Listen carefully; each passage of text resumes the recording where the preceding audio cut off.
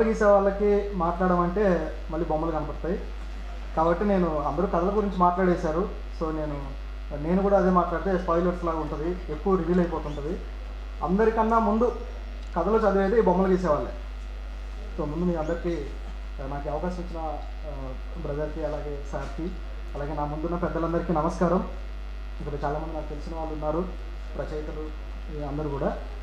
యాక్చువల్గా ఇలస్ట్రేషన్ అనే రంగం కొంచెం అటు ఇటుగా ఉన్న టైంలో కథలకి బొమ్మలు గీయాలి అని కోరుకునే మహానుభావులు కొంతమంది ఉంటారు, చాలా కొద్దిమంది. సో అలాంటి వాళ్ళు సార్ కూడా ఒకరు. ఆయన నాకు యాక్చువల్గా ఇదే హాల్లో పరిచయం అయ్యారు. అక్కడ వేరే ఈవెంట్కి వచ్చినప్పుడు పరిచయం అయ్యి ఇట్లా నా కథల పుస్తకం వస్తుంది, దానికి బొమ్మలు గీయాలి అని చెప్పారు. చెప్పిన తర్వాత ఒక టూ మంత్స్ తర్వాత మళ్ళీ ఆ తెలంగాణ సాహితీ ఈవెంట్ ఒకటి వాళ్ళు చేస్తే దానికి మళ్ళీ కలవడం జరిగింది. అప్పుడు ఆ తర్వాత ఆయన పీడిఎఫ్ పంపించి కథలు నేను చదవడం మొదలుపెట్టాను. సో ఆయన కథలు చదువుతున్నప్పుడు ఆయన కవిగా నాకు తెలియదు, ఆయన కవిత్వం నేను చదవలేదు, కథలు డైరెక్ట్గా చదివాను కాబట్టి ఆయన కథకుడిగానే నాకు పరిచయం. సో ఆయన కథల గురించి నాకు అనిపించింది కొద్దిగా 2 మాటల్లో చెప్తా. నేను ఆ కథలకు బొమ్మలు గీసిన క్రమం గురించి ఒక 2 మాటలు చెప్తాను.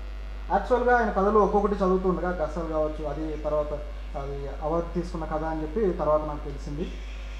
అయితే ఈ కథలన్నీ ఒక దగ్గర ఉండి చూసినప్పుడు నిజానికి వేరే కమ్యూనిటీస్ మీదనో లేకపోతే వేరే మన మతం కానీ, మన కులం కానీ, మన వర్గం కానీ వాళ్ళ మీద రాయాలి అన్నప్పుడు సాహిత్య రంగంలో ఒక భయం పెడతారు. నీకు ఏం తెలుసు అని రాస్తావు, నీకు ఎంత తెలుసు అనే క్వశ్చన్ ఒకటి వస్తుందని చెప్పి చాలామంది రాయరు. కానీ ఆ సహానుభూతి అనేది అందరిలో ఉంటుంది. ఇప్పుడు దళిత కథ రాయాలన్నా లేదా స్త్రీల పక్షాన రాయాలన్నా సో ఆ అవగాహన ఉన్నవాళ్ళు కొందరు ధైర్యం చేసి రాస్తారు.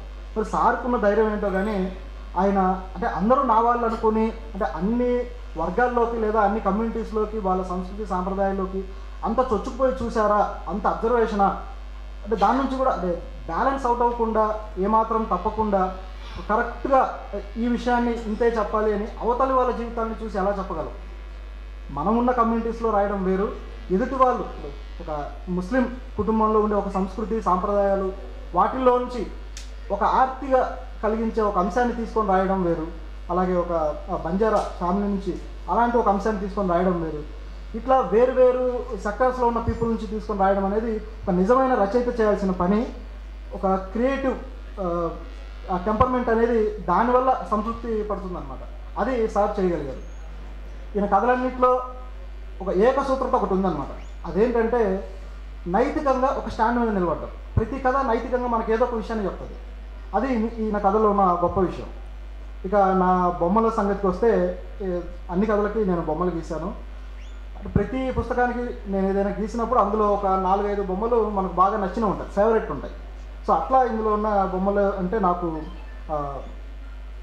గసాల కథకి గీసింది కావచ్చు. నిజానికి అలాంటి కథలో ఎక్కువ వ్యాస్ట్ కల్చర్ను చూపించాలి, క్యారెక్టర్ను చూపించాలి, ఇలాంటివి వచ్చినప్పుడు కొంచెం స్ట్రగుల్ అవుతావు, అన్నీ ఒకే దగ్గర ఇమడవు. సో ఆ కంపోజిషన్ అది కొద్దిగా కష్టం అవుతుంది.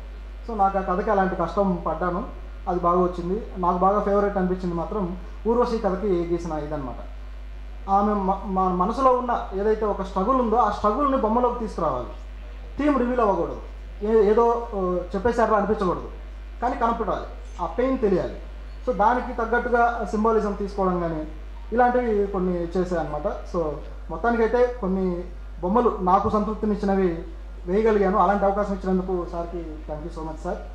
సో ఈ పుస్తకం అందరికన్నా ముందు చదివాను కాబట్టి చాలా బాగుందని నేను చెప్పగలను. ఎందుకంటే ప్రింట్ అయిన తర్వాత కొందరు చదువుతారు. సో కథ నేను బొమ్మలు వేసేవాడిగా ముందే చదివాను కాబట్టి చాలా సెంటిమెంట్ని, చాలా మనకు కన్నీళ్లు పెట్టించగలిగే ఒక వాక్యాన్ని ఆయన ఈ కథల్లో రాశారనమాట. సో చదవండి, అందరూ, చాలా బాగుంటుంది. అలాగే నాకు అవకాశం ఇచ్చిన అందరికీ థ్యాంక్ యూ చరణ్.